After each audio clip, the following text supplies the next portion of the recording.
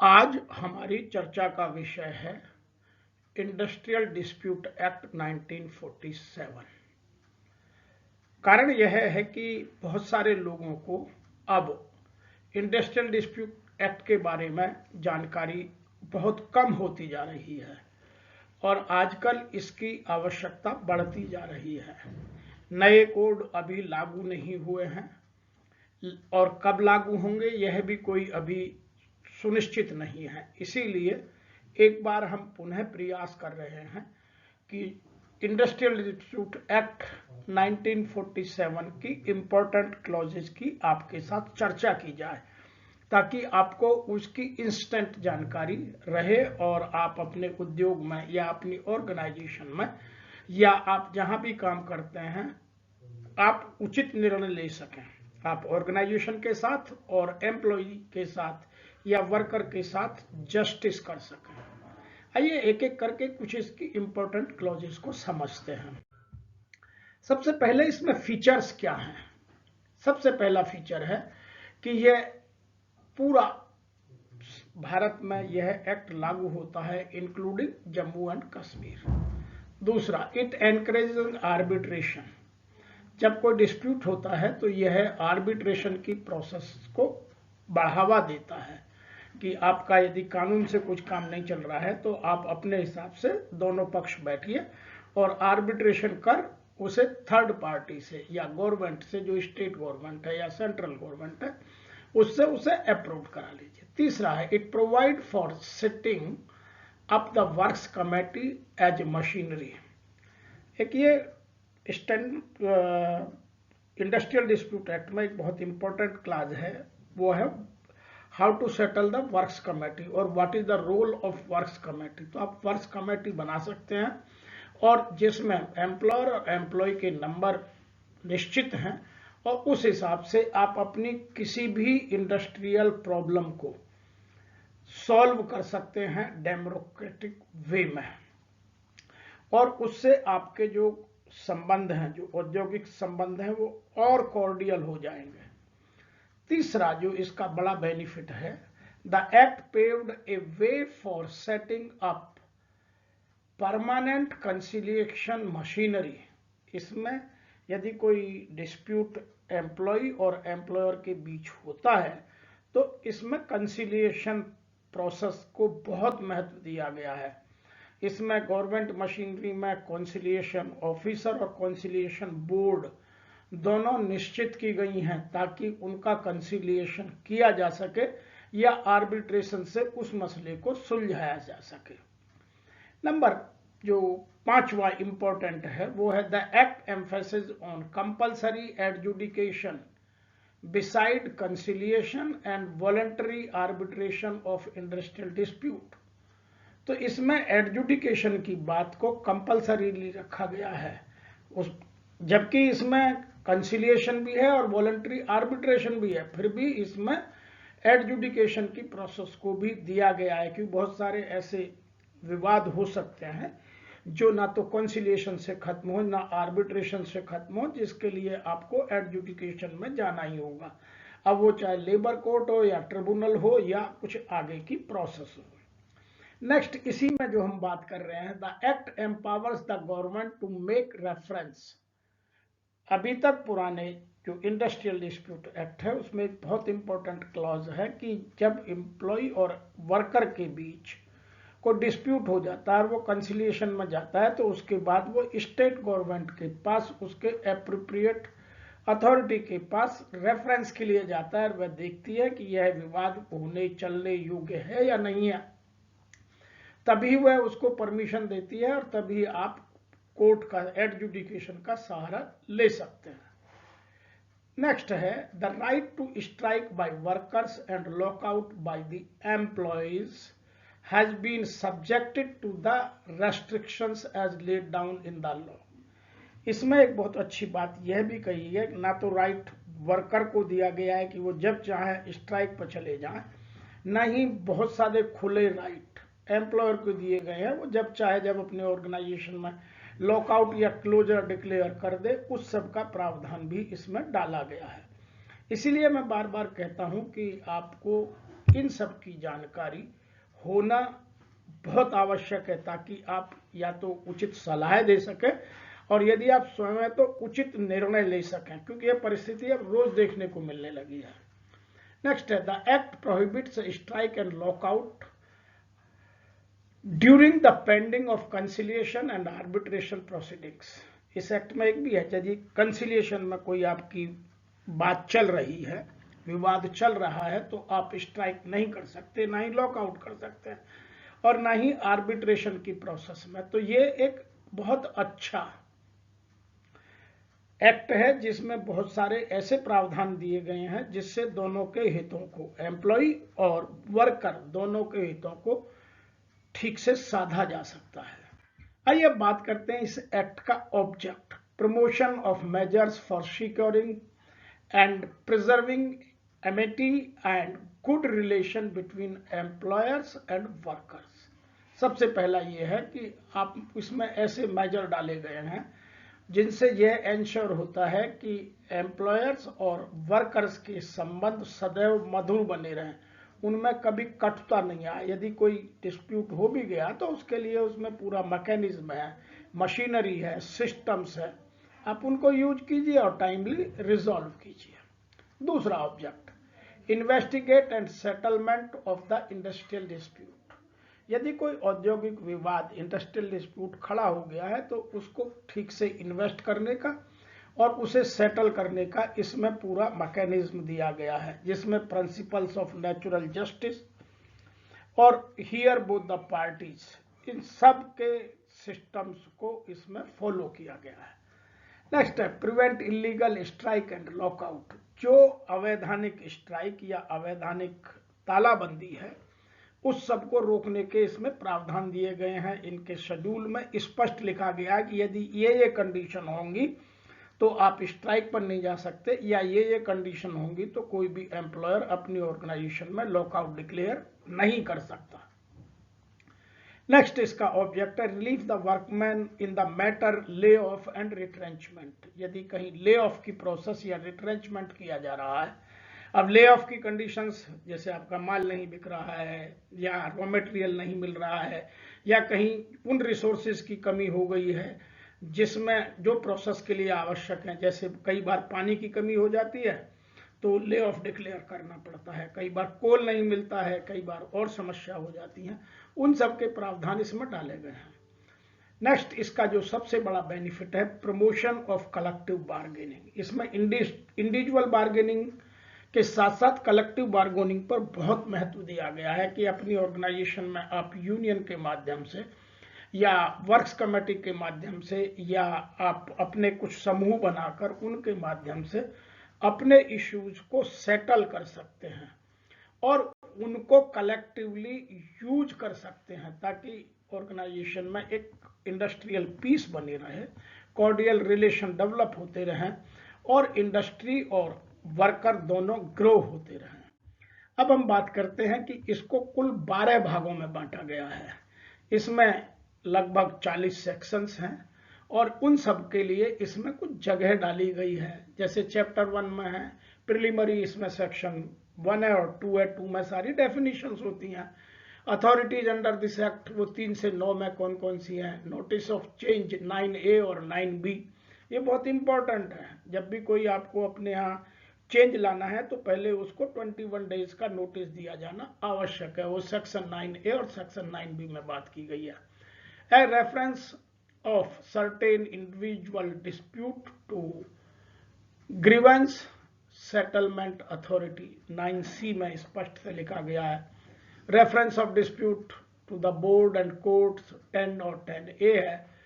Procedures, powers and duties और authorities 11 to 21 section में clear लिखा है। स्ट्राइक एंड लॉकआउट को 22 से 25 तक में, ले ऑफ रिट्रेंचमेंट को 25A से 25J तक, क्योंकि ये बाद में जुड़ी हैं। जब ओरिजिनली एक्ट बना था तब ये चीजें नहीं थी। Special provisions related to lay off retrenchment and closure in certain establishment, ये 25K से 25S तक में। अनफेयर लेबर प्रैक्टिस 25T से 25U तक। पेनल्टीज 26 से 31 तक, वर्कर पर क्या लगेगी, एम्प्लॉयर पर क्या लगेगी, किस तरह की गलतियों में किस तरह की फाइनेंशियल फाइन हो सकते हैं या इम्प्रिजनमेंट हो सकता है। और नेक्स्ट है मिसलेनियस, जो आपके ग्रीवांसेज हैं, एक्ट्स बनाने हैं, रूल्स बनाने हैं, या जो विषय ऊपर छूट गए हैं, जो वेज से रिलेटेड है, सर्विस कंडीशन से रिलेटेड है, उन सब से संबंधित जो बातें हैं वो 32 से 40 तक की धाराओं में स्पष्टतः उल्लेख की गई है। अब हम बात करते हैं प्रमुख परिभाषाओं की। इस एक्ट में बहुत सारी परिभाषाएं बहुत प्रमुख हैं। सबसे पहली है एप्रोप्रिएट गवर्नमेंट, जो सेक्शन 2A में स्पष्ट की गई है, refers to the central government और स्टेट गवर्नमेंट। क्योंकि इसका रीजन ये है कि कुछ जगह स्टेट गवर्नमेंट आपकी कॉम्पिटेंट अथॉरिटी की तरह काम करती है, एप्रोप्रिएट अथॉरिटी की तरह काम करती है, और कुछ जगह जैसे सीमेंट है, सेंट्रल गवर्नमेंट के उद्योग हैं, उनमें सेंट्रल का गवर्नमेंट काम करती है। दूसरा है आर्बिट्रेटेड। सेक्शन 2AA में स्पष्ट दिया गया है कि रेफर्ड एज एन एम्पायर, दोनों के बीच आर्बिट्रेशन का काम करने के लिए आर्बिट्रेटर कौन हो सकता है, कैसे हो सकता है। It means any person who appointed to determine differences and dispute between two party, that is called arbitrator, जो दोनों के विवादों को खत्म करने के लिए या उसका कोई सॉल्यूशन ढूंढने के लिए दोनों की मदद करता है। अब हम बात करते हैं वेज। अभी जब नए कोड आएंगे तो वेज की एक डेफिनेशन आ जाएगी, लेकिन अभी तक हर एक्ट में एक अलग अलग वेज दी हुई है। तो इंडस्ट्रियल डिस्प्यूट एक्ट के तहत वेज का मतलब है remuneration capable of being expressed in term of money और in term of employment were fulfilled, be payable to a workman in respect of his employment और work done in such employment. इसका सीधा सा अर्थ यह है कि जब हम काम करते हैं, हमें जो काम के बदले में धन मिलता है वह वेज कहलाता है। अब उसकी अलग अलग परिभाषाएं अलग अलग एक्ट में दी गई हैं, लेकिन यहाँ साधारण सी परिभाषा कुछ इस तरह से है। यहाँ सेक्शन 2I में उद्योग की भी परिभाषा दी गई है। What is industry? Industry means a systematic activity carried on by cooperation between the employer and his workers, जहाँ एम्प्लॉयर और कॉपरेशन के सहयोग से, एम्प्लॉयर और वर्कर के सहयोग से कुछ सिस्टमैटिक एक्टिविटीज को अपनाकर, कुछ मेथड, कुछ प्रोसेसेस, कुछ प्लांट एंड मशीनरी को यूज कर यदि कुछ बनाया जाता है तो वह इंडस्ट्री कहलाती है।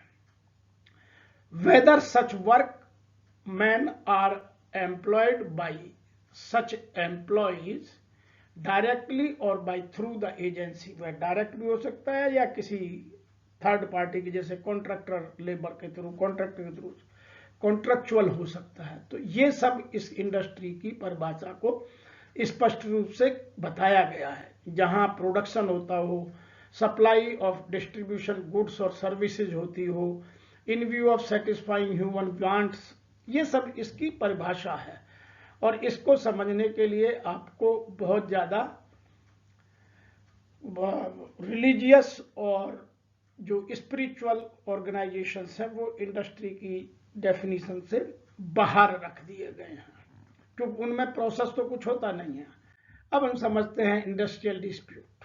यह सेक्शन 2 सबसेक्शन K में डिफाइन किया गया है। Dispute is defined as dispute और डिफरेंसेस बिटवीन एम्प्लॉयर्स और एम्प्लॉयर्स। इसमें 3 कैटेगरी हैं, employer and employer, employer and employee, employer and workman and workman, which connected with the employment or non-employment or terms of employment with the conditions of labor if any.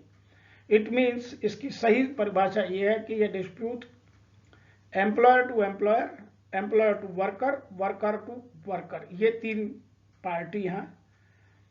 दूसरा किसके लिए? Employment, unemployment या non employment कहिए, और the terms of employment और conditions of labour इनसे related है तो ही वह इंडस्ट्रियल डिस्प्यूट है, अदरवाइज वह इंडस्ट्रियल डिस्प्यूट नहीं है। आइए अगली परिभाषा समझते हैं। Industrial establishment means an establishment और undertaking in which the industry is carried on. जहां इंडस्ट्री कुछ काम कर रही है वो इंडस्ट्रियल एस्टेब्लिशमेंट कहला जाता है। इसमें एक बहुत इंपॉर्टेंट वर्ड आता है पब्लिक यूटिलिटी सर्विसेज, जिसमें आप स्ट्राइक नहीं कर सकते। तो जिससे जो जनहित की सर्विसेज हैं, जो जन कल्याण से संबंधित आपकी सेवाएं हैं, उन सबको डिफाइन किया है। Means any industry specified in the first schedule of industrial dispute act, उन सबको जो इंडस्ट्रियल डिस्प्यूट एक्ट का फर्स्ट शेड्यूल है उसमें डाला गया है और उनमें बहुत सारे बेनिफिट दिए गए हैं। और उन सब में यदि और भी डालना है तो उसमें गजट नोटिफिकेशन के द्वारा कुछ फिक्स पीरियड के लिए डाला जा सकता है या उनको निकाला जा सकता है। तो ये सब सुख सुविधाएं कुछ इस तरह से इस पब्लिक यूटिलिटी सर्विसेज के तहत दी गई हैं, जिनमें न लॉकआउट हो सकता है न स्ट्राइक हो सकती है। अब हम बात करते हैं सेटलमेंट सेक्शन 2P। ये बहुत समझने की बात है, क्योंकि लोग बाग सेक्शन 2P और सेक्शन 18 के जो सेटलमेंट्स और अवार्ड है उनमें बहुत कंफ्यूजन रहता है। इसलिए सेक्शन 2P में a written agreement between employer and workman arrived in the course of conciliation proceedings provided. वह बाईपार्टाइट भी हो सकता है और ट्राईपार्टाइट भी हो सकता है, लेकिन वह कंसिलिएशन प्रोसेस से होना जरूरी है। Condition such agreement has been signed by the parties thereon the manner prescribed. जो तरीका दिया गया है एक्ट में उस हिसाब से दोनों पार्टियों ने उसको साइन किया हो। दूसरा, a copy has been sent to the officer authorised by the appropriate government and the conciliation officer. इसकी एक कॉपी जो भी संबंधित सरकार है, चाहे वो स्टेट गवर्नमेंट है या सेंट्रल है, जो भी हम पहले बात कर चुके हैं, उसको एक कॉपी दी जाती है साइन करने के बाद और एक कंसिलिएशन ऑफिसर को दी जाती है, ताकि फ्यूचर में उन सब चीजों का रेफरेंस लिया जा सके। ये तो सेक्शन 2P है। अभी हम और भी बात करेंगे तो आपको और स्पष्टता आती जाएगी। दूसरी बात करते हैं वर्कमैन कौन है। सेक्शन 2S में means any person including an apprenticeship employed in any industry to do any manual, unskilled, semi skilled, skilled, technical, operational, clerical और supervisory work for the hired और reward in terms of employment by express और implied, and there should be a contractual relationship between master and servant। तो इसमें दो चीजें समझने की है। एक तो एम्प्लॉय एम्प्लॉयर का रिलेशनशिप एस्टेब्लिश होना बहुत जरूरी है। जो अब नई टर्मिनोलॉजी आ रही है, जैसे गिग वर्कर्स की बात करते हैं, तो उसमें एम्प्लॉय एम्प्लॉयर रिलेशनशिप नहीं आता, इसीलिए वो किसी भी इंडस्ट्री में वर्कमैन की डेफिनेशन में नहीं आते। ये डेफिनेशन सबको जानना समझना, गहराई से इसको मनन चिंतन के साथ अप्लाई करना आवश्यक है। तो नई डेफिनेशन की बात करते हैं हम। अब बात करते हैं authorities under industrial dispute act 1947, जो मैं अभी आपसे बात कर रहा था कि इसमें इंडस्ट्रियल डिस्प्यूट को सेटल करने के, उसको कंसिलिएशन करने के, उसका आर्बिट्रेशन करने के, उसको कोर्ट में ले जाकर एडजुडिकेशन के थ्रू करने के, इन सब के लिए अथॉरिटी डिजाइन की गई हैं। वर्क्स कमेटी सेक्शन 3 में, कंसिलिएशन ऑफिसर सेक्शन 4 में, बोर्ड ऑफ कंसिलिएशन सेक्शन 5 में, कोर्ट ऑफ इंक्वायरी सेक्शन 6 में, लेबर कोर्ट सेक्शन 7 में, इंडस्ट्रियल ट्रिब्यूनल सेक्शन 7A में और नेशनल ट्रिब्यूनल। इंडस्ट्रियल ट्रिब्यूनल को और नेशनल ट्रिब्यूनल के डिफरेंस को आप समझते हैं या डिफाइन करने की जरूरत नहीं है, वो सेक्शन 7 है और सेक्शन 7B में इस रूप से लिखा गया है। अब हम बात करते हैं वर्क्स कमेटी, इनको डिफाइन करते हैं जो हमने बात किया।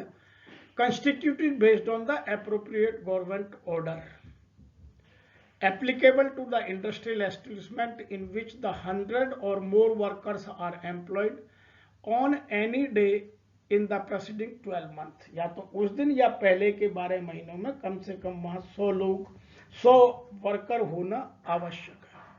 constitute a representative of employees and workmen engaged in the establishment। इसमें एक खूबी यह है कि उन्हीं रिप्रेजेंटेटिव को जगह है जो उस एस्टेब्लिशमेंट में एज ए वर्कर काम करते हैं।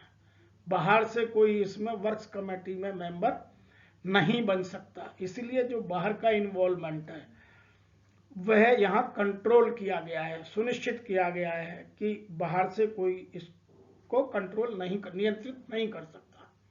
Next, number of workman representative shall not be less than the number of employers representative. क्योंकि 100% डेमोक्रेटिक पैटर्न है तो employers representative and workman representative are equal at any cost. Workman representative ज्यादा तो हो सकते हैं, कम किसी कीमत पर नहीं होंगे। The representative workers are selected in, जो इसकी प्रोसेस है उसमें उनको सेलेक्ट किया जाता है। अब इनकी ड्यूटी क्या है, वर्क कमेटी की ड्यूटी क्या है? इसकी मेन 2 ड्यूटियां हैं। To promote measures for securing and preserving amity and good relations between the employer and the workman. ये नियोक्ता और वर्कमैन के बीच अच्छे संबंध बनाने का, प्रक्रियाओं में सुधार लाने का, शॉप फ्लोर पर कुछ डेवलपमेंटल एक्टिविटीज करने का प्लेटफॉर्म है। यह उसकी ड्यूटी है। दूसरी है to comment upon the matters their common interest of concern. यह उन चीजों पर कमेंट कर सकता है जो वर्कमैन के मास के साथ, कॉमन इंटरेस्ट के साथ जुड़े हुए विषय हैं, अर्थात इसके अतिरिक्त और कोई काम नहीं कर सकता।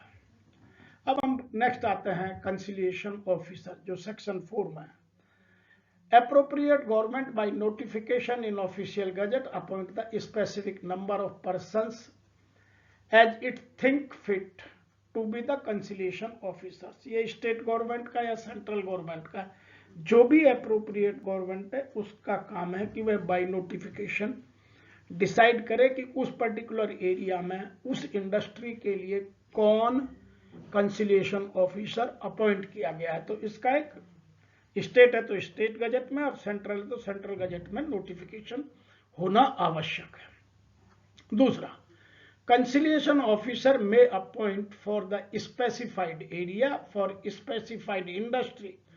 एरिया में भी, इंडस्ट्री के लिए भी अलग से भी नियुक्त किया जा सकता है, आइदर एज परमानेंट और फॉर लिमिटेड पीरियड। इसका मैं एक उदाहरण देता हूं। जिन उद्योगों में जब लॉन्ग टर्म सेटलमेंट आता है, वहां डिस्प्यूट होने की संभावना होती है और कई इंडस्ट्रियों का एक ही इंडस्ट्रियल बेल्ट में एक साथ आ गया, तो बहुत सारे conciliation officer state government design करती है। यह एक नॉर्मल प्रोसेस है। तीसरी जो प्रोसेस है, conciliation officer shall be deemed to be as a public servant as per section 21 of Indian penal code, जिसका अब नाम बदल गया है, लेकिन पुराना नाम मैं यहां लिख रहा हूं। सेक्शन 21 ऑफ आईपीसी में जो पब्लिक सर्वेंट है वही कंसिलिएशन ऑफिसर बन सकता है। ऐसे नहीं हम किसी को भी उठा करके कंसिलिएशन ऑफिसर अपॉइंट कर दें। अब बात करते हैं इस कंसिलिएशन ऑफिसर की ड्यूटीज क्या हैं। मैंने एक अलग से बहुत बड़ा role and responsibilities of conciliation officer एक वीडियो बनाया है। यदि आप इसको डिटेल में समझना चाहते हैं तो वहां जाकर पढ़ सकते हैं। फिर भी मैं यहाँ ड्यूटीज को एक्सप्लेन करता हूं ताकि आपको इंस्टेंटली कुछ मेन मुख्य ड्यूटीज समझ में आए। Number 1, when any industrial dispute exist the conciliation officer should hold the conciliation proceedings. उसके यहाँ जैसे ही उसकी नॉलेज में डिस्प्यूट आता है तो वह दोनों पार्टियों को बुलाकर कंसिलिएटिंग प्रोसीडिंग्स स्टार्ट कर सकता है और जैसे ही सेटल हो जाएगा तो दोनों से साइन कराकर उसको अवार्ड में कन्वर्ट कर सकता है। वेदर सेटलमेंट इज रीच्ड और not, the conciliation officer must submit the report with in 40 days. यदि वो जाता है या नहीं जाता, वो उसको अचीव कर पाता है उसके सेटलमेंट को, लेकिन अपनी रिपोर्ट से स्टार्ट टू एंड में 14 दिन के अंदर जो कॉम्पिटेंट गवर्नमेंट है उसको देना आवश्यक है। या तो सक्सेसफुल रिपोर्ट में के साथ सेटलमेंट की कॉपी लगाएगा या फेलियर रिपोर्ट सबमिट करेगा, लेकिन 14 दिन से लंबा वह इस प्रोसेस में नहीं कर सकता।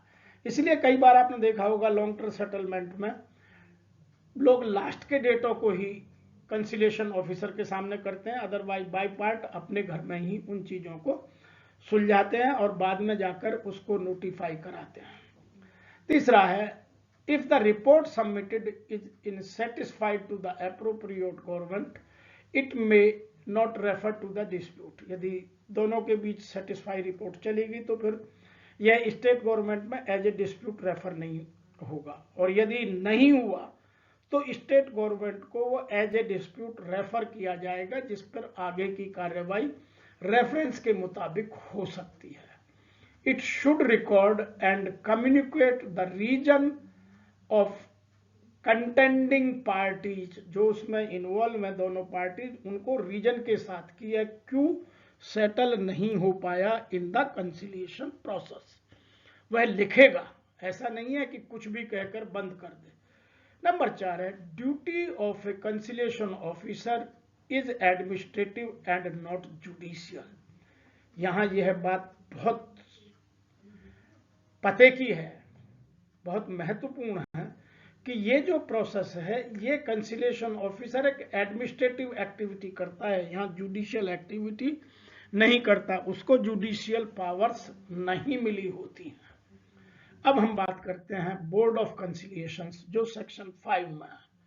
The appropriate government by notification, जो कंसिलिएशन ऑफिसर का है वही प्रोसेस इंडस्ट्रीज में सेटलमेंट या इंडस्ट्रियल डिस्प्यूट को खत्म करने के लिए बोर्ड ऑफ कंसिलिएशन को अपॉइंटमेंट किया। दूसरा, बोर्ड कंसिस्ट चेयरमैन, इसमें एक चेयरमैन होता है और 2 से 4 लोग अदर मेंबर्स होते हैं, जो गवर्नमेंट अपने हिसाब से महसूस करती है कि 2 नंबर ठीक है, 3 नंबर ठीक है, 4 नंबर ठीक है, उतना वो उसके साथ मेंबर्स अपॉइंट करती है। Chairman shall be the independent person unconnected with the dispute. Chairman वो हो सकता है तो वो इंडिपेंडेंट हो, किसी पार्टी के साथ इन्वॉल्व नहीं हो, और उसका जो अपना एक अलग प्रोसेस है वो पूरा होना आवश्यक है। The other members shall be person appointed in equal numbers to represent the parties to the dispute. जो और मेंबर होंगे वो दोनों एम्प्लॉयर के और वर्कर्स के सेम नंबर में होंगे, उसमें कम ज्यादा नहीं हो सकता। The persons appointed to represent the parties shall be appointed on the recommendations of the parties. वो वही लोग अपॉइंट होंगे एम्प्लॉयर की तरफ से जिनको एम्प्लॉयर रिकमेंड करेगा, और वर्कर की तरफ से जिसे वर्कर रिप्रेजेंट करेंगे। तो ये क्लियर कट एक प्रोसेस है। The appropriate government appoint fit persons as thinks if any party fails to make recommendation with a prescribed period. यदि किसी पार्टी ने अपनी ओर से कोई रिप्रेजेंटेशन के नाम नहीं दिए तो स्टेट गवर्नमेंट के पास यह पावर है कि वह जिनको उचित समझे उनके नाम अपने तरफ से उस अवधि के निकल जाने के बाद लिख सकती है। A board of conciliation can act only when dispute is referred to it by the government. यहाँ यह बहुत जरूरी है कि जब कंसिलिएशन ऑफिसर के यहाँ प्रोसेस फेल होती है और स्टेट गवर्नमेंट रेफर करती है तभी ये बोर्ड ऑफ कंसिलिएशन में जा सकता है। डायरेक्ट बोर्ड ऑफ कंसिलिएशन में कोई डिस्प्यूट नहीं जा सकता। तो कुछ चीजें ये आपके टिप्स पर रहना बहुत आवश्यक है। एक इंडस्ट्रियल रिलेशन ऑफिसर्स को या एक IR एक्सपर्ट को इन चीजों की जानकारी सदैव टिप पर रहना आवश्यक है। इसकी ड्यूटीज क्या हैं बोर्ड ऑफ कंसिलिएशन की? When the dispute has been referred to the board, it will investigate matter affecting the merits and right settlement the dispute without delay. जितनी जल्दी हो सकता है उतनी जल्दी ये दोनों पार्टी को बुलाकर डिस्प्यूट को सेटल करें ऑन मेरिट कहीं अफेक्ट नहीं होनी चाहिए। Whether the settlement is reached or not, the board must submit the report within 2 months. Conciliation officer को कितना 14 डेज, यहाँ है 2 months of the date on which the dispute was referred to it। जिस दिन board of conciliation को refer हुआ उसके 60 दिन के अंदर, 2 महीने के अंदर इसको अपनी रिपोर्ट देनी आवश्यक है। इसमें कोई डिले होने की आवश्यकता नहीं है। यदि डिले होता है तो उसका एक प्रोसेस है, दोनों पक्षों से साइन लेकर स्टेट गवर्नमेंट को बताकर इसको बढ़ाया विशेष परिस्थितियों में जा सकता है। If no settlement is arrived, the government may refer the dispute to the labor court or industrial tribunal or national tribunal। इन तीनों में से किसी को रेफर कर सकती है यदि बोर्ड ऑफ कंसिलिएशन से भी नहीं होता है।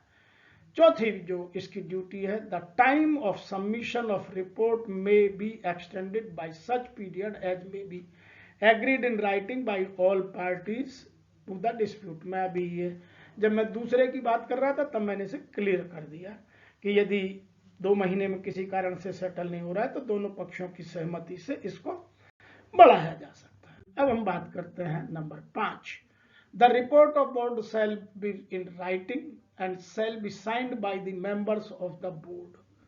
जितने भी उसके चेयरमैन और बोर्ड कंसिलिएशन बोर्ड के मेंबर थे उन सबके पहले तो ये रिपोर्ट रिटन में होना जरूरी है, उस पर उन सबके साइन होना जरूरी है। The report submitted shall be published by the appropriate government with in 30 days from the receipt. इसका पब्लिश किया जाना लोकल स्तर पर, स्थानीय स्तर पर विद इन 30 days बहुत आवश्यक है। A board of conciliation can only try to bring about the settlement। It has no power to impose settlement on the parties to the dispute। यह बड़ी मजेदार बात है, ये सबको जानिएगा। बोर्ड ऑफ कंसिलिएशन केवल सेटलमेंट लाने तक की जिम्मेवारी है, उसके बाद उसे कोई पावर नहीं है कि वह उसको इम्प्लीमेंट कराए। यदि दोनों पार्टी सेटलमेंट को स्वतः इंप्लीमेंट नहीं करती हैं तो बोर्ड के पास कोई पावर नहीं है, वो दूसरी मशीनरी है जो इसमें एक्ट करती है। अब हम बात करते हैं कोर्ट ऑफ इंक्वायरी सेक्शन 6 में। Appropriate government by notification court of inquiry कर सकती है। Court of inquiry consist the one independent person और the number of independent person as the appropriate government may think fit. इसमें एक भी हो सकता है और ज्यादा भी हो सकते हैं, जैसा परिस्थिति तय करेगी उस हिसाब से स्टेट गवर्नमेंट डिसीजन ले सकती है। Court of inquiry consist 2 or more members, one of shall be appointed as a chairman। इसमें कोर्ट ऑफ इंक्वायरी में कम से कम 2 मेंबर, एक चेयरमैन और एक सदस्य, और इससे अधिक भी हो सकते हैं। The court of inquiry can act under the prescribed quorum even the absence of chairman. इसमें एक बड़ी अच्छी बात है कि यदि चेयरमैन नहीं है और कोरम पूरा हो रहा है तो वह एक्टिविटी को आगे बढ़ा सकती है। The service of the chairman is ceased by the government through notification. The court shall not act until the new chairman has been appointed.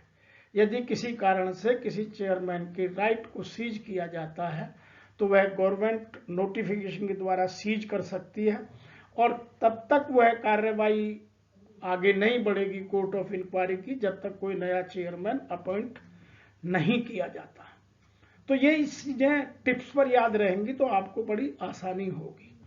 Next है इसी में, all the members of the court shall be deemed to the public servant under section 21 of the IPC 1860। Every inquiry by the court shall be deemed to be the judicial proceeding. पहले वो administrative है, यहां पहली बार शब्द आया है कि ये जुडिशियल प्रोसीडिंग होगी।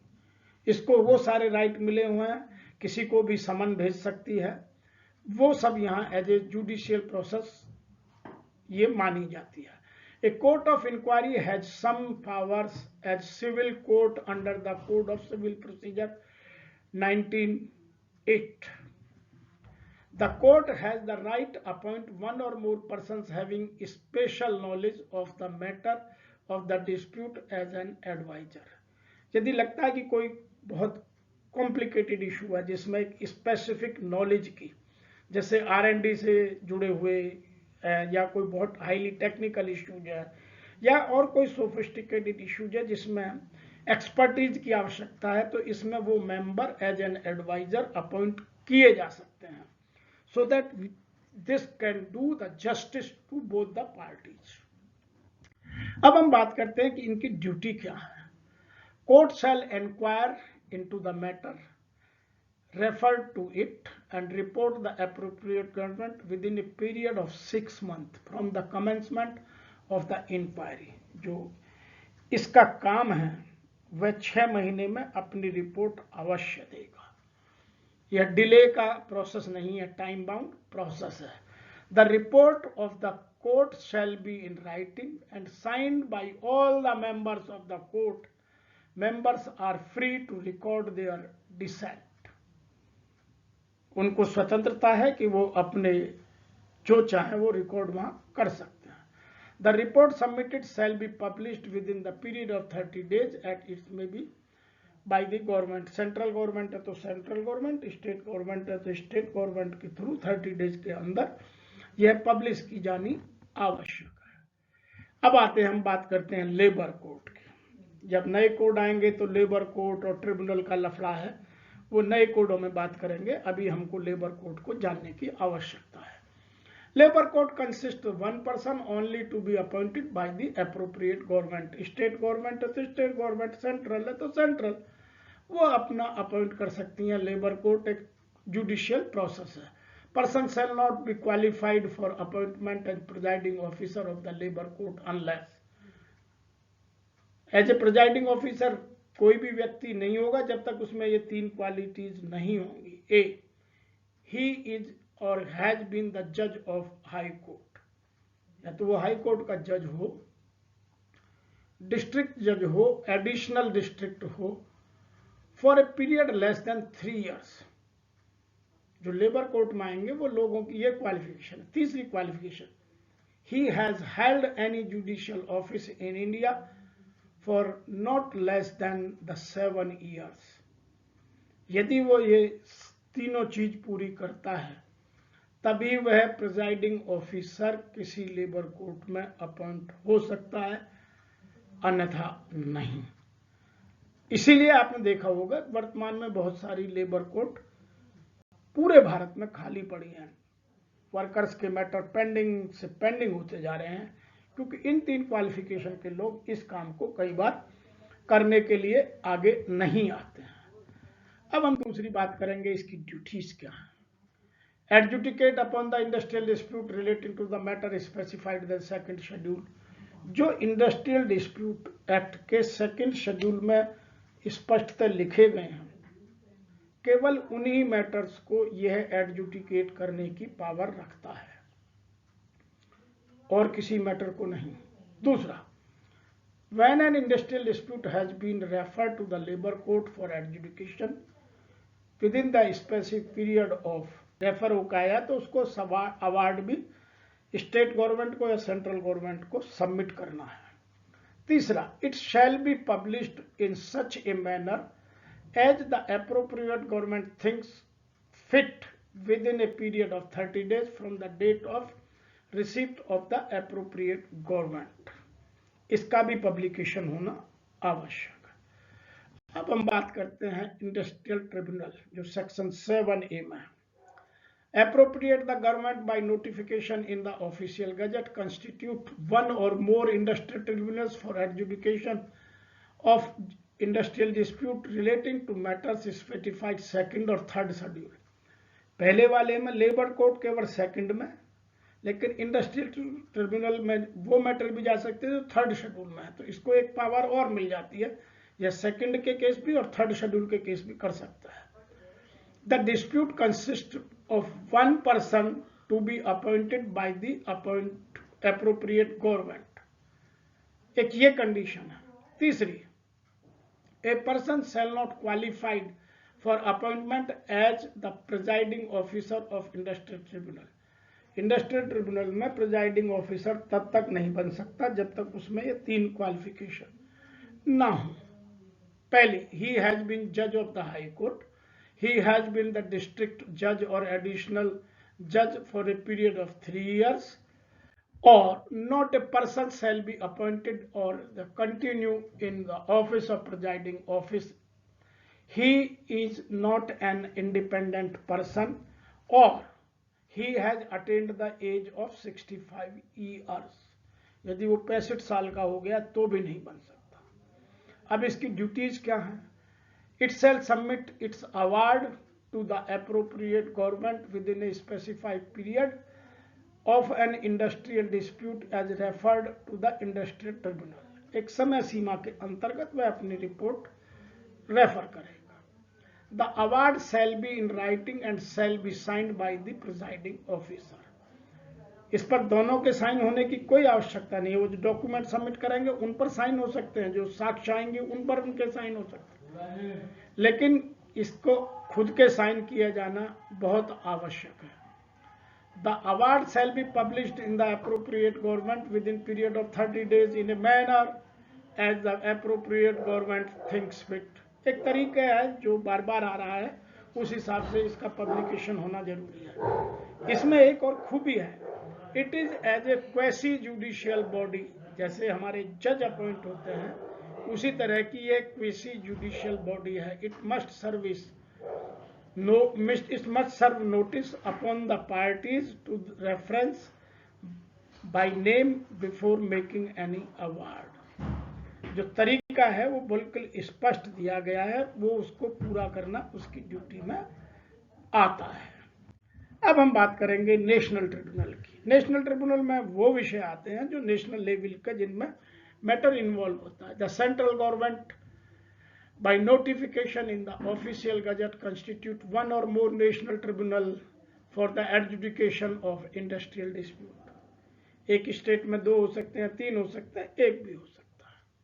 कई बार 2 स्टेटों के 1 कर दिए जाते हैं, तो नेशनल ट्रिब्यूनल की संख्या सीमित करने के लिए। Involving questions of national importance, इसमें वही आएंगे जिनमें नेशनल इंपॉर्टेंट के इश्यूज हैं। which are such nature of industries are more than one state, जहां एक ही इंडस्ट्री की कई शाखाएं अलग अलग स्टेट में, तो वो मैटर नेशनल ट्रिब्यूनल को जाएगा, ओनली स्टेट ट्रिब्यूनल को नहीं जाएगा।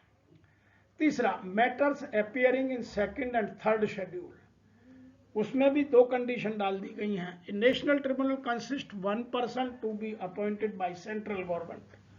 नेशनल ट्रिब्यूनल में एक सेंट्रल गवर्नमेंट द्वारा नियुक्त किया गया व्यक्ति होना आवश्यक है। दूसरा, person shall not be qualified for appointment as a presiding officer. जो पहले प्रिजाइडिंग ऑफिसर की कंडीशंस दी गई हैं वो इस पर भी लागू होती हैं। यदि वो फिलफिल नहीं होता तो वो नेशनल ट्रिब्यूनल में अपॉइंट नहीं किया जा सकता।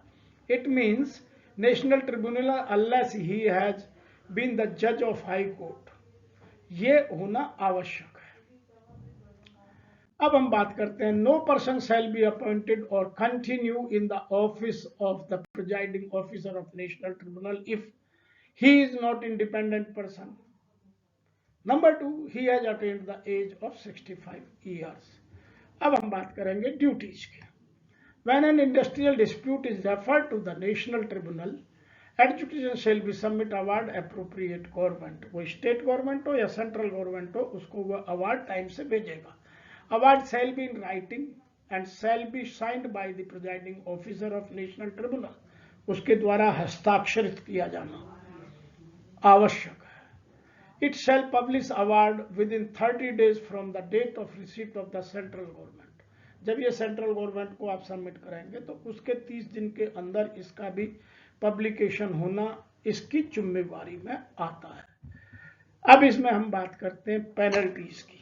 फाइन क्या हो सकता है, इम्प्रिजनमेंट क्या हो सकता है यदि कोई एम्प्लॉयर या कोई वर्कर इन चीजों को फुलफिल नहीं करता है। तो इसमें बहुत सारे क्लॉजेज हैं जिनको जानना बहुत आवश्यक है। इनके अभाव में कई बार यूनियन है बहुत ज्यादा आउट ऑफ कंट्रोल हो जाती है उनको साधने के लिए, कई बार एम्प्लॉयर बहुत आउट ऑफ कंट्रोल हो जाते हैं, उनको उनकी सीमाओं में, उनकी बाउंड्रीज में रखने के लिए इसमें पेनल्टीज का प्रावधान किया गया है। और स्टेट गवर्नमेंट को ये सब पावर्स हैं कि वह उन सब का सदुपयोग कर इंडस्ट्रियल हार्मोनी को उस स्टेट में डेवलप करे, या जो सेंट्रल गवर्नमेंट की अथॉरिटीज में आते हैं सेंट्रल गवर्नमेंट डेवलप करे। सबसे पहले section 26 penalties for illegal strike and lockout. यदि वर्कमैन जाता है तो उसको 1 महीने की सजा या उसको 50 रुपीज के हिसाब से जुर्माना या दोनों किए जा सकते हैं। यदि एक एम्प्लॉयर हु कमेंस और कंटिन्यू करता जाता है, उसको आगे करता है, तो 1 महीने की सजा या फाइन एक्सटेंडेड 1000 रुपीज। एम्प्लॉय के केस में कुल 50 है, एम्प्लॉयर के केस में 50 रुपए है। तो ये दोनों बड़ी बड़ी मोटी मोटी बातें हैं। अब आते हैं सेक्शन 27 में क्या है, पेनल्टीज फॉर इंस्टिगेशन। किसी ने किसी को इंस्टिगेट किया, तो इसमें यदि कोई वर्कर किसी को वर्कर को इंस्टिगेट करता है स्ट्राइक के लिए, या एम्प्लॉयर इंस्टिगेट करता है अपने एम्प्लॉय के लिए लॉकआउट के लिए, जो इलीगल मैनर्स हैं जो इसमें दिए गए हैं रूल में बहुत स्पेसिफिकली डिफाइन किए गए हैं, तो उसमें 6 महीने की सजा या जुर्माना जो 1000 रुपए तक हो सकता है या दोनों हो सकते हैं। तो instigation is prohibited under section 27। एक है penalties for giving financial aid to the illegal strike and lockout. यदि कहीं स्ट्राइक होगी और कोई उन्हें पीछे से इलीगल सपोर्ट दे रहा है कि स्ट्राइक लिंगर ऑन होती चली जाए या लॉकआउट आगे बढ़ता चला जाए, तो उस केस में भी जो इलीगल तरीका है उसको एक्ट में डिफाइन किया गया है। जब हम पूरे एक्ट की चर्चा करते हैं, फुल डे ट्रेनिंग प्रोग्राम करते हैं, तो उनको डिटेल में समझाने की कोशिश करते हैं, लेकिन यहाँ आपको समझना होगा कि यदि उनका उल्लंघन होता है तो जिसमें 6 महीने की सजा या 1000 रुपए तक का जुर्माना या दोनों हो सकते हैं। तो जो फाइनेंशियल एड देते हैं, ये स्ट्राइक में भी बहुत सारे लोग करते हैं ऐसी गलतियां, और ऐसी ही गलतियां लॉकआउट में भी बहुत सारे एम्प्लॉयर्स करते हैं, उन सब का प्रावधान है। लेकिन ये अमाउंट अब इतनी छोटी है, लेकिन रेपुटेशन खराब होती है, यह बहुत जरूरी है। अब हम बात करते हैं सेक्शन 29 की, penalties for breach of settlement और अवार्ड। यदि किसी ने, हमने जो सेक्शन 2 में बात की थी, अवार्ड कर लिया, उसको हम इंप्लीमेंट नहीं कर रहे हैं, वो एम्प्लॉय भी हो सकता है, वो एम्प्लॉयर भी हो सकता है, या वर्कर भी हो सकता है, तो उसमें भी कुछ है। उसमें 6 महीने की सजा या फाइन या दोनों किए जा सकते हैं, या किसी एक को भी किया जा सकता है। Where the breach is continuing, one or further fine which is extended to 200 rupees।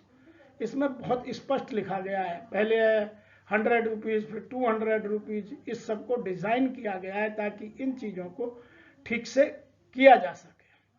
और यदि कोई अवार्ड को नहीं करता है तो इसके लिए बहुत स्पष्ट एक प्रोसेस है, उसको अपनाकर इनको इम्प्रिजनमेंट तक ले जाया जा सकता है। अब हम बात करेंगे सेक्शन 29A की, penalties for failure of comply with the order issued by the section 10B। इसी एक्ट की 10B में बहुत सारे ऑर्डर पास करने की पावर्स हैं एप्रोप्रिएट गवर्नमेंट को। यदि कोई उनका कंप्लाई नहीं करता है तो in case of non compliance जो कॉम्पिटेंट अथॉरिटी है उनको कुछ पावर्स हैं। नंबर 1, यदि subsection 1 of the section 10B shall be punishable with the imprisonment for a term which shall not be less than 6 months but which may be extended to 1 year। वह 6 महीने से 1 साल तक के लिए बढ़ाई जा सकती है, इसमें फाइन की क्लॉज नहीं है। दूसरी बात जो आगे हम करने वाले हैं, section 30, penalties for disclosing confidential information. हर ऑर्गेनाइजेशन की कुछ ना कुछ कॉन्फिडेंशियलिटी होती है और कॉन्फिडेंशियलिटी एग्रीमेंट किया जाता है। यदि फिर भी कोई उसको डिस्क्लोज कर देता है, क्योंकि हर आदमी के अपने कुछ पेटेंट्स एंड कॉपीराइट्स होते हैं, बहुत सारे लोग वहां काम करते हैं, उनको आप नहीं खोल सकते, तो इसमें प्रावधान डाला गया है, any person who wilfully disclose any such information as referred to in section 21, इसी एक्ट में दिया हुआ है, तो उसको सजा हो सकती है 6 महीने तक की, या जो बढ़ाई जा सकती है और या जुर्माना किया जा सकता है 1000 रुपीज का। अब हम बात करेंगे सेक्शन 30A की। 30A में penalties for closure without notice. यह एक बड़ी गजब बात है कि स्टेट गवर्नमेंट क्लोजर की परमिशन नहीं देती और क्लोजर ऑफ नोटिस पर पेनल्टी लगाने का प्रावधान है। तो ये मिला जुला फेलियर है। आज तक किसी भी स्टेट गवर्नमेंट को मैंने क्लोजर की परमिशन नहीं देते देखा है। फिर भी ऑर्गेनाइजेशंस क्लोज होती हैं, वो एक अलग विषय है। तो इसमें पेनल्टीज फॉर क्लोजर को समझते हैं कि यदि किसी ने अनऑथर इलीगल वे में अपनी ऑर्गेनाइजेशन को क्लोज किया, undertaking without complying with the provisions of section 25 FFA shall be. मैं बार बार कह रहा हूं कि यहाँ बहुत सारे एम्प्लॉयर्स इन सेक्शन 25 FFA के सभी प्रोविजंस को पूरा करते हैं, फिर भी कंप्लायंस नहीं मिलता, क्लोजर ऑर्डर नहीं दिया है आज तक। मैंने नहीं देखा है, अब मिलने लगा हो तो अलग बात है, मेरे टाइम में मैंने नहीं देखा। फॉर द टर्म विच में बी एक्सटेंडेड 6 months और फाइन विच में बी एक्सटेंडेड टू 5000 रुपीज और बोथ। तो इसीलिए ये चीजें कुछ ऐसी हैं जिनमें दोनों को बहुत तालमेल के साथ काम करने की आवश्यकता है। अब हम बात करते हैं सेक्शन 31 की, पेनल्टीज फॉर अदर ऑफेंस। और बहुत सारे ऑफेंस ऐसे हैं, जैसे किसी के समय से वेज नहीं देना या जानबूझ करके वेज कम देना, किसी का ट्रांसफर इलीगल तरीके से कर देना, और बहुत सारी क्लॉजेज हैं। उन केसेज में भी पेनल्टी का प्रावधान है। Any employer who contravenes the provisions of section 33। Section 33 में बहुत सारे प्रावधान है, उसमें एड ऑन किए जा रहे हैं। Shall be punishable with the imprisonment for a term which may be extended 6 months or fine which may extend 1000 rupees or both। एक तो ये है।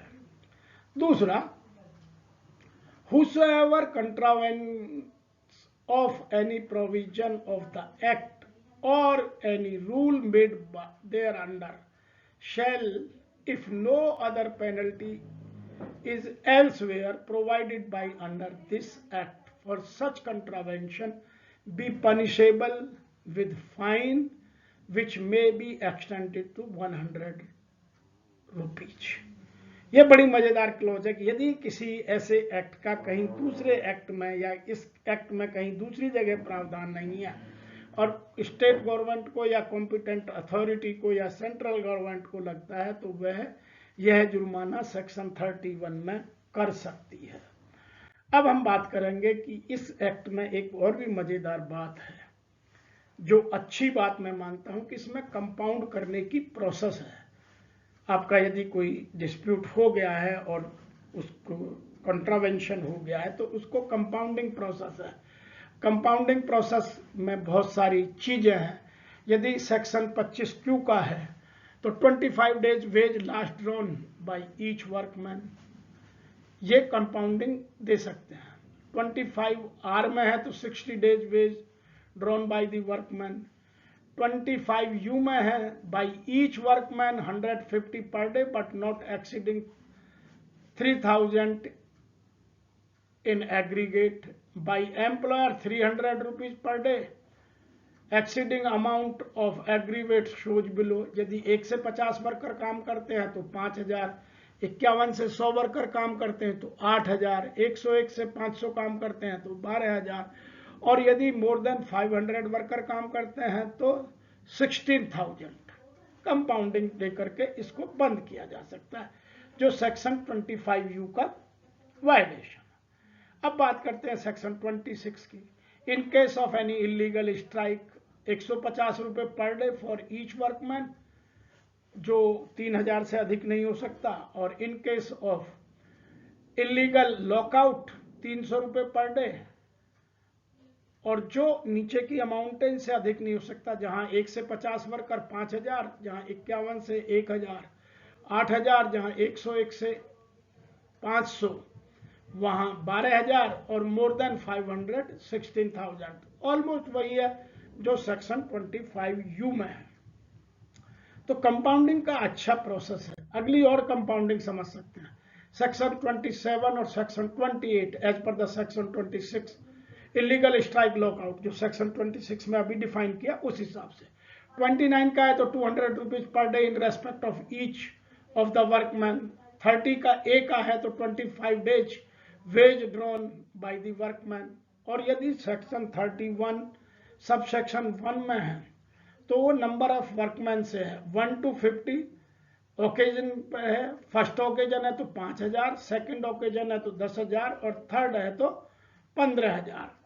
ऐसे ही 551 से मतलब 51 to 100 है तो 8,000, 16,000, 24,000 और 101 से 500 है तो 12,000, 24,000, 36,000 और if the number of workers more than 500 and first time then 16,000, 32,000 and 48,000। तो ये कुछ कंपाउंडिंग की प्रोसेस है, इनसे कंपाउंडिंग किया जा सकता है, लोग कराते हैं और इंडस्ट्री ग्रो करने का मौका मिलता है। तो मैं उम्मीद करता हूं कि अब जो सेक्शन 31(2) के क्लॉजेज हैं वो भी आपको समझा दिए जाएं। For each workman for the first instance, यदि वर्कर इलीगल स्ट्राइक पर चला गया तो ये वहां है। In case of 1 to 50 1500, 3000, 6000, 51 to 1000 3000, 6000, 10,000, 101 to 500 4,000, 8,000, 15,000 and more than 500 workers in industry काम करते हैं तो 5,000, 10,000, 20,000। तो ये कुछ इस तरह के प्रावधान हैं जिनको बेनिफिट लिया जा सकता है। मैं आशा करता हूं कि ये वीडियो आपको अवश्य पसंद आएगा। आप लाइक कीजिए, कमेंट कीजिए, शेयर कीजिए और मेरे चैनल को सब्सक्राइब कीजिए। हमें लिखिए अवश्य, कमेंट अवश्य कीजिए। आपके कमेंट की हमें सदैव अभिलाषा रहती है, वही हमारा मोटिवेशन है।